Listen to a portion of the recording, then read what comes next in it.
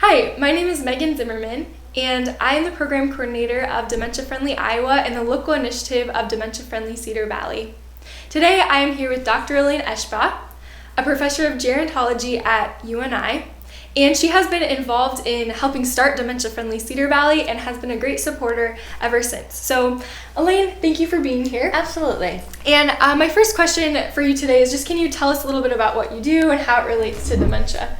Sure. As you said, I'm a professor at the University of Northern Iowa. I work in gerontology and also in family services. One of my emphases at the university has been caregiving for those who have dementia, how to basically set people up for success when they have dementia. I teach a course called Families, Alzheimer's, and Related Dementias, and it's just been something that has always been of interest to me, and I think it's very important to educate our students about dementia. And I'm not just talking about our students in gerontology. I'm talking about students in various fields, whether they're public health, whether they're social work, whether they're in our real estate program and they're going to work with people who might be downsizing or are moving in older age. I feel like, especially with the dementia class, it's just something that there's an application for basically whatever your career path is and, whatever your major is going to be. It's just something that's really hard to avoid in our culture right now, unfortunately. Mm-hmm. That is so true. And that's so important with the Dementia Friendly initiative is we are trying to reach all those populations. It's not just people that are working directly with older adults. It's people, like you said, in real estate, in retail stores, dentists, doctors. It's so much more than just people directly in gerontology. So exactly. Yeah, I appreciate that. So another question I have for you is just, what does dementia friendly mean to you? How do you describe what dementia friendly is to someone? I think dementia friendly is setting people up for success. I'm all about inclusivity in its most broad form, and this is about inclusivity, and there are some very small changes we can make to make things dementia friendly. It's just a matter of educating individuals about those changes.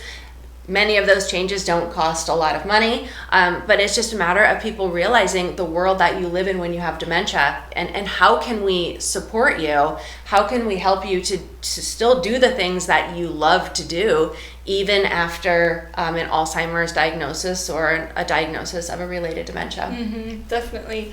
And one thing, if you've followed Elaine before or heard her talk about this, you are really into taking pictures of hotel carpets. Can you share a little bit about that and how it's relating to dementia friendly? Absolutely. So one thing I tell people, and I'll make Megan do this with me, although I know she's probably done it 4,000 times, but if you take your fingers and you put them on the outside of your eyes here, and you go ahead and push in a little bit toward your brain and then push in a little bit toward your nose, it kind of skews the world a little bit, right? Definitely. So if this is what the world looks like to you as dementia progresses, things that can be really disorienting would be super patterned carpets or super patterned walls, because your brain is going to have a hard time interpreting what's a step, what's a hole. And one of the places where they have the least dementia-friendly carpet is always hotels, and they make it really busy and really obnoxious so that if you spill something, they don't have to clean it up, and if there's dirt, it's not as apparent. But for someone, not just people with dementia, but for someone who has visuoperceptual issues, it's going to be very difficult to navigate, and people with vertigo will sometimes have that same complaint when the carpet is very busy. So that is my hobby. I've been kind of grounded with COVID. I don't get to travel as much, but I'll be back soon with more obnoxious pictures of non-dementia friendly carpet. That's amazing. It's very fun to see those and see a competition of what is the least dementia friendly carpet out there. Well, and I love it because I will get a lot of messages and they will say, I saw an ugly carpet and I thought of you. And I'm like really proud. That's awesome. So why do you support Dementia Friendly Cedar Valley and the growing initiative of Dementia Friendly Iowa? I think this is a human rights issue.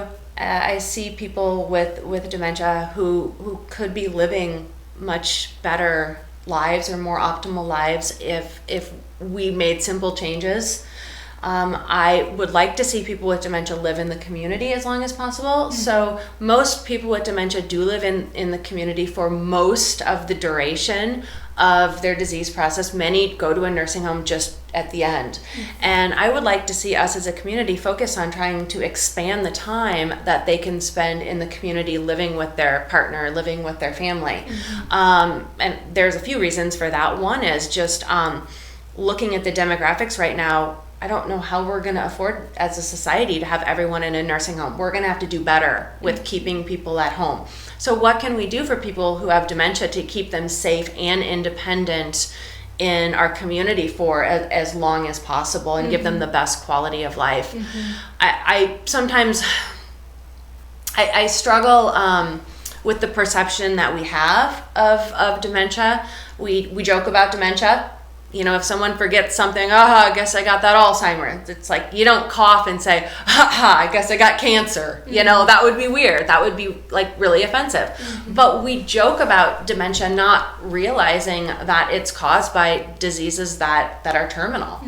And like Lori and Kevin talked about, there is life after a dementia diagnosis, but it is challenging and it is difficult. And I don't think we understand that. We still think it's funny. It's just old people who tell the same stories repeatedly. That's all dementia is.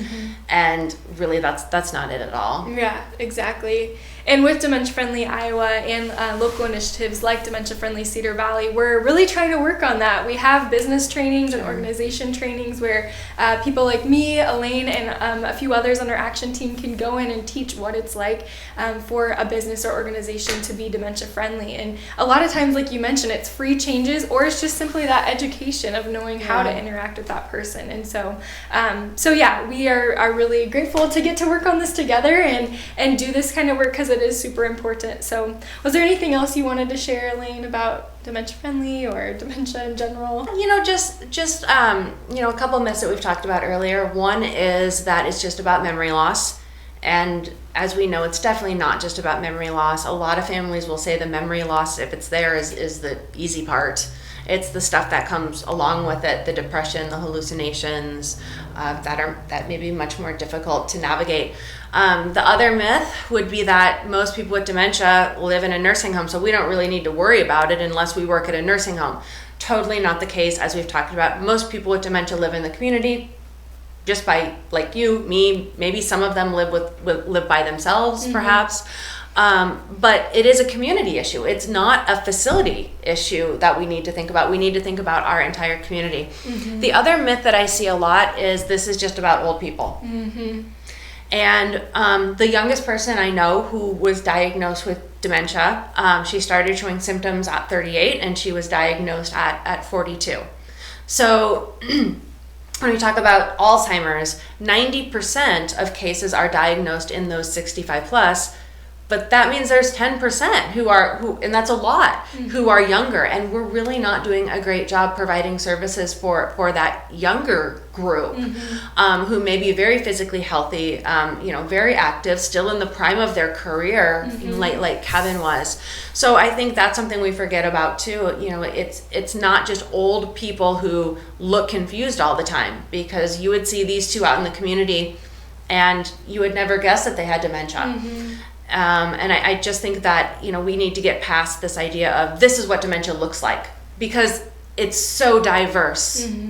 Individuals with dementia are so diverse, with so many diverse interests. And their progression of the disease varies quite a bit, in terms of how fast that disease is going to progress. Very unpredictable. So I think the main message for me when we talk about Dementia Friendly Cedar Valley, Dementia Friendly Iowa, is just inclusivity. So within the dementia community, including older people who have dementia, younger people who have dementia, including people of different religions, including people of different races, and just making sure all of those people have access to support, and like Kevin said, that they don't feel alone. Definitely. Well, thank you, Elaine, and thank you for all you do. We're so lucky to have you in the Cedar Valley and in Iowa. So thank you for sharing with us today and being here. Thanks, Megan.